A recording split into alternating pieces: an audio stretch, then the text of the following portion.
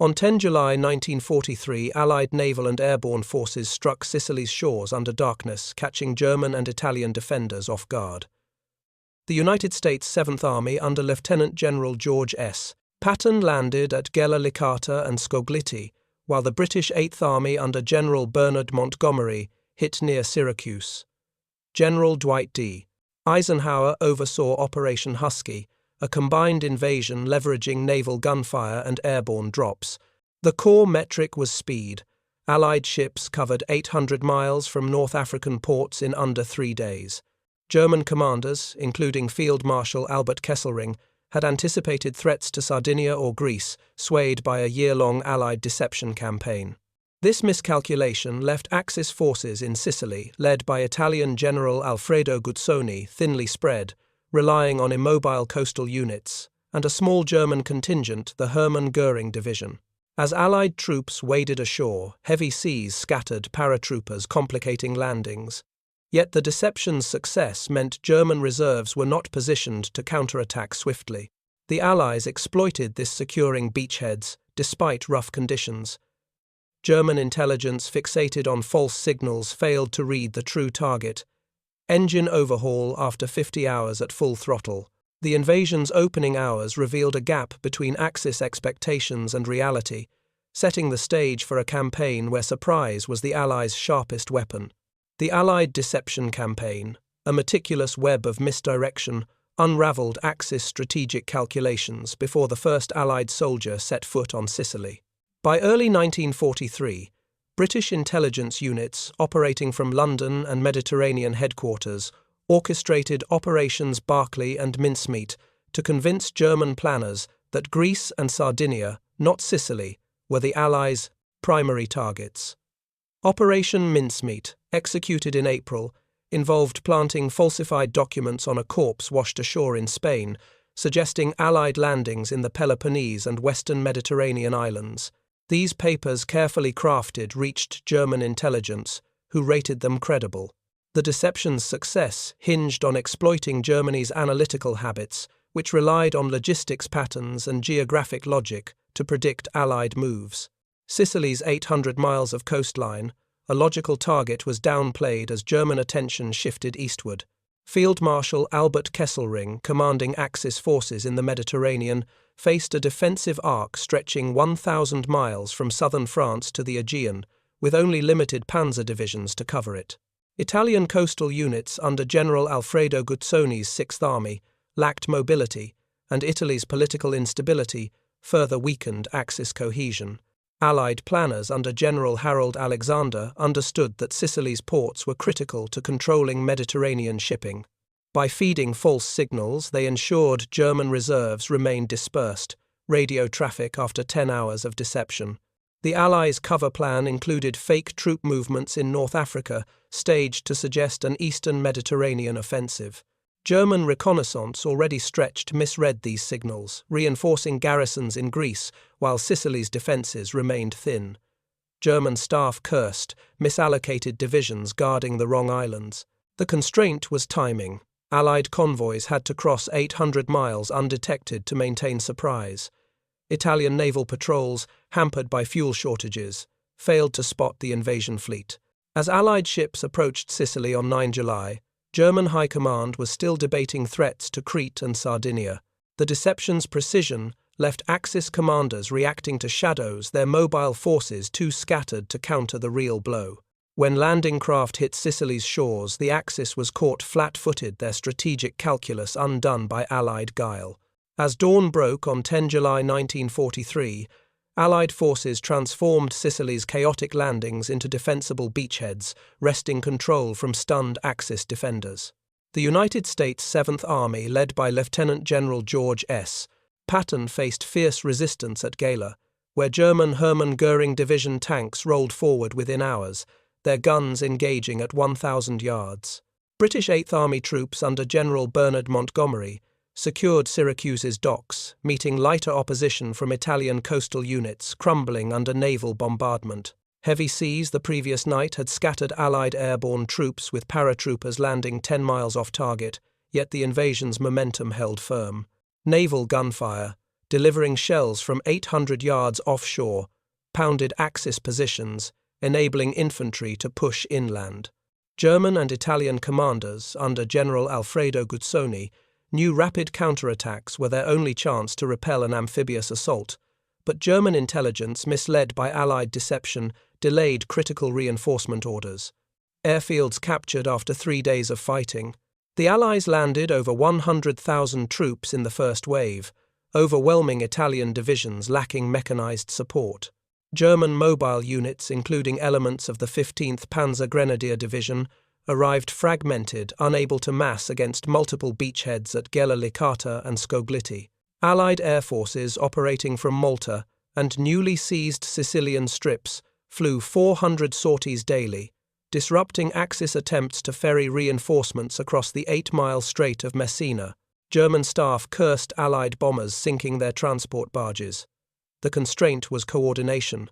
Axis forces needed 2 days to reposition a single panzer company.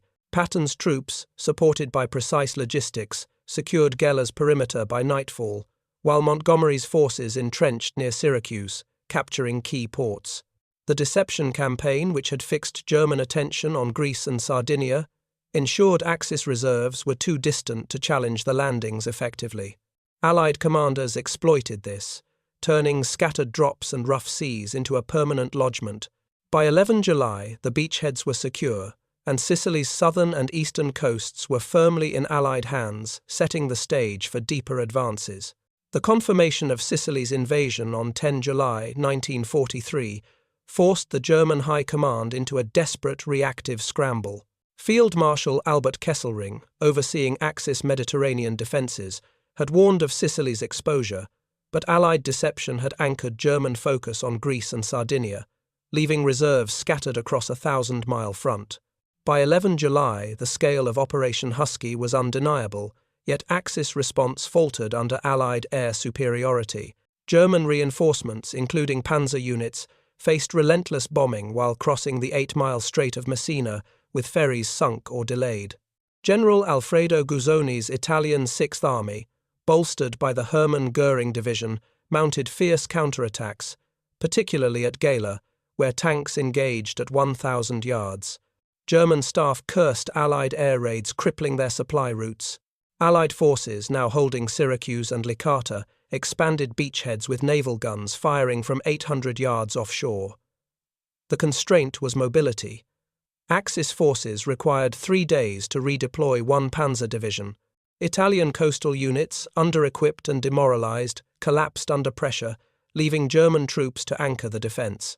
Kesselring's attempts to concentrate forces were thwarted by Allied capture of airfields, enabling 500 sorties daily to hammer Axis logistics. The initial misreading of Allied intent, driven by Operations Barclay and Mincemeat, ensured German mobile reserves were too distant to disrupt the beachheads. Allied troops under Lieutenant General George S. Patton and General Bernard Montgomery secured key ports, turning the invasion's early chaos into a strategic advantage. German mechanized units executed sharp delaying actions, but these were defensive reflexes, not decisive blows. The Allies' rapid consolidation of terrain, supported by overwhelming naval and air power, forced the Axis into a grinding, attritional fight. By mid-July, the campaign's momentum was unmistakably Allied, as Kesselring faced the reality that his predictive staff work could not undo the deception's damage. By mid-July 1943, Allied forces had turned Sicily's beachheads into a relentless offensive, outpacing Axis attempts to regroup. Lieutenant General George S. Patton's United States Seventh Army drove northwest toward Palermo, covering 100 miles in 6 days, while General Bernard Montgomery's British Eighth Army pressed toward Catania, targeting Sicily's eastern hub. German mechanized units, including the 15th Panzer Grenadier Division, leveraged Sicily's rugged hills for skillful rearguard actions, delaying Allied advances with ambushes at ranges of 800 yards. Yet Allied air forces, now operating from captured Sicilian airfields, flew 500 sorties daily, hammering Axis supply lines across the Strait of Messina. Allied logistics sustained the push, delivering 800 tons of supplies daily from North African ports. German commanders under Field Marshal Albert Kesselring faced a stark reality. Their mobile reserves, delayed by Allied air interdiction, could not mass effectively. Italian coastal divisions under General Alfredo Guzzoni disintegrated under pressure, leaving German units to defend key points like Mount Etna's slopes. Reinforcements crossed Messina in 3 hours under fire. The Allied deception campaign, which had misled German intelligence to focus on Greece and Sardinia, ensured Axis forces remained dispersed, unable to concentrate against the Allied advance. German staff cursed misallocated panzer divisions guarding distant islands. Patton's rapid capture of Palermo, completed by 22 July, secured a major port, while Montgomery's steady pressure toward Catania strained Axis lines. The Allies' coordinated air, sea, and ground operations overwhelmed German attempts to dictate the battlefield's tempo. Kesselring's defensive lines, trading space for time, could not halt the Allied momentum. By late July, the campaign's trajectory was clear. The Allies' lodgment was unbreakable, and Sicily's fall was inevitable, as Axis forces fought a losing battle against a foe that had outsmarted their strategic calculus. By late July 1943, the Sicily landings had obliterated the German belief that meticulous staff work could counter Allied strategic advantages. German intelligence had relied on analyzing Allied logistics, shipping patterns, troop concentrations, and Mediterranean geography to predict invasion points. Operations Barclay and Mincemeat, executed with surgical precision, turned this confidence into a fatal flaw, diverting German attention to Greece and Sardinia. When Allied forces landed, over 100 to 60,000 troops hit Sicily's shores in 10 days, securing key ports like Syracuse and Palermo. German mechanized units, such as the Hermann Göring Division, fought fiercely, using Sicily's rugged terrain to stage ambushes at 800 yards, but they could not dislodge the Allied foothold. Allied air forces, operating from captured airfields, flew 800 sorties weekly, targeting Axis supply convoys and ferries crossing the 8-mile Strait of Messina. German staff cursed deception plans that scattered their panzer reserves. The constraint was deployment. German mobile units needed 4 days to reposition under Allied air attacks. Italian coastal divisions under General Alfredo Guzzoni collapsed rapidly, their static defences overrun by Allied infantry, supported by naval gunfire from 800 yards offshore. Field Marshal Albert Kesselring's attempts to concentrate forces were undone by the Allies' rapid capture of airfields, which enabled fighters to disrupt Axis movements with precision strikes.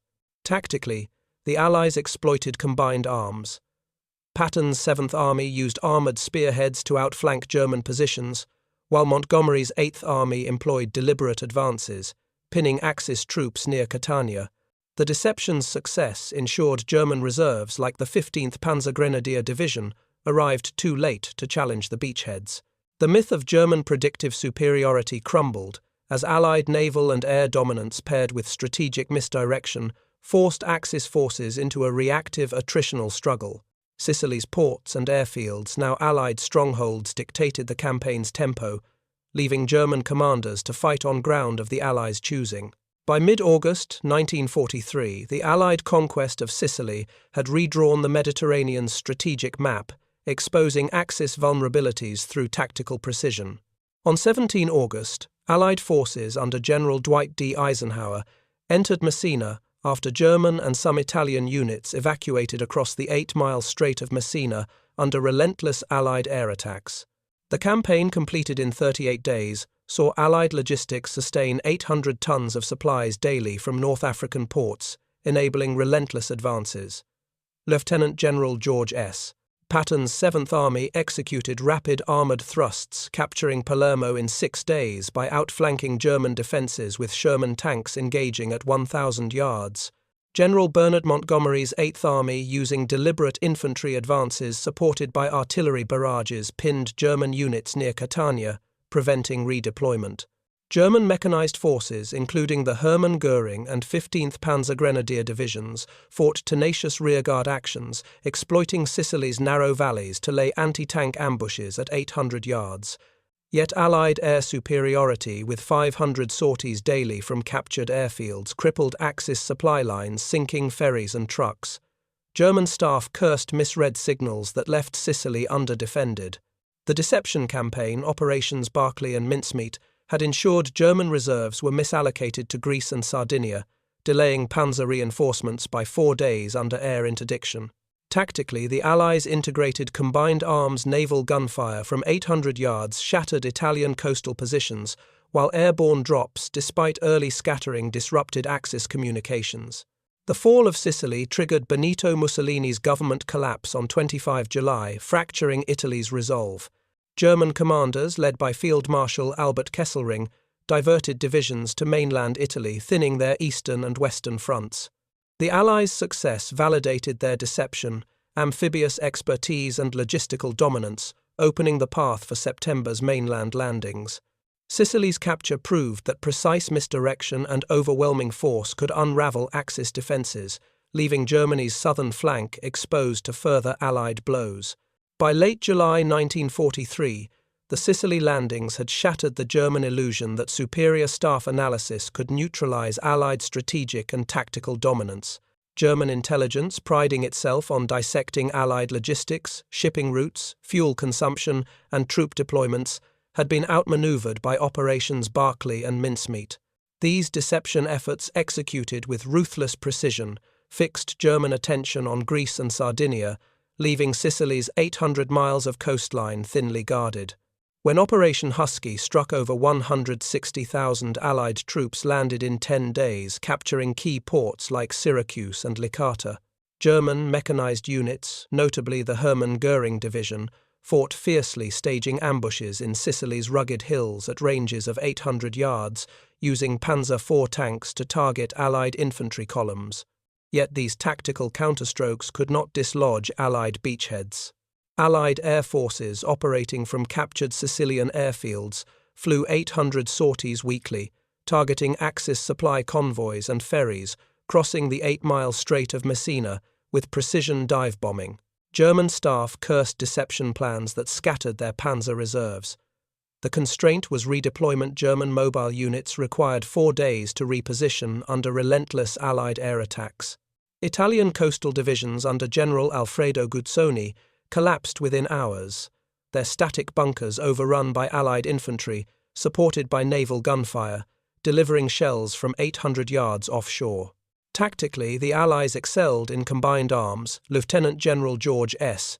Patton's 7th Army employed fast-moving armoured spearheads, with Sherman tanks outflanking German positions in coordinated pincer movements, while General Bernard Montgomery's 8th Army used massed artillery barrages firing at 2,000 yards to pin Axis troops near Catania. Allied engineers rapidly repaired captured airfields, enabling fighters to provide close air support within minutes of requests. The deception's success ensured German reserves like the 15th Panzer Grenadier Division arrived fragmented, unable to mass for a decisive counterattack. The myth of German predictive brilliance crumbled as Allied naval dominance, air superiority, and tactical flexibility forced Axis forces into a reactive, attritional struggle. Sicily's ports and airfields, now Allied strongholds, dictated the campaign's relentless pace, leaving German commanders outmaneuvered on a battlefield shaped by Allied guile and firepower. By mid-August 1943, Sicily's fall under Allied control had redrawn the Mediterranean's strategic landscape, driven by relentless tactical execution. On 17 August, General Dwight D. Eisenhower's forces stormed into Messina, capturing the city after German and some Italian units fled across the 8-mile Strait of Messina, their ferries battered by Allied airstrikes, dropping bombs from 2,000 feet. The 38-day campaign saw Allied logistics deliver 800 tons of supplies daily from North African ports, fueling a relentless advance. Lieutenant General George S. Patton's 7th Army unleashed lightning-fast armoured thrusts with Sherman tanks roaring across Sicily's dusty plains, engaging German Panzer IVs at 1,000 yards in brutal close-quarters duels. Patton's columns, using radio-coordinated pincer movements, outflanked German strongpoints, capturing Palermo in 6 days by slicing through defensive lines with combined tank and infantry assaults.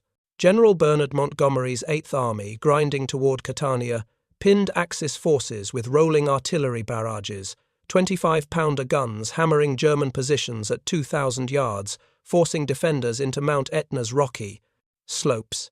German mechanized units, like the Hermann Göring and 15th Panzer Grenadier Divisions, countered with desperate ambushes, their anti-tank guns firing from concealed hilltop positions at 800 yards, shredding Allied scout vehicles.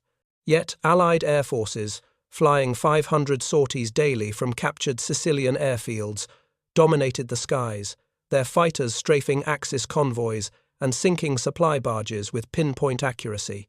German staff cursed misread signals that stranded panzer reserves in Greece. The deception of Operations Barclay and Mincemeat had delayed German reinforcements by 4 days, leaving Sicily's defences fractured. Tactically, the Allies mastered combined arms. Naval destroyers pounded coastal bunkers from 800 yards, while paratroopers, despite earlier scattering, disrupted Axis communications with guerrilla raids behind lines. Engineers rebuilt cratered runways in hours, ensuring air support arrived within 10 minutes of ground requests. The campaign's success, culminating in Mussolini's fall on 25 July, forced Germany to divert divisions to mainland Italy, weakening their broader fronts. Sicily's ports and airfields, now Allied bastions, opened the path for September's mainland landings, proving that deception, tactical agility, and overwhelming firepower could unravel even the most disciplined Axis defences.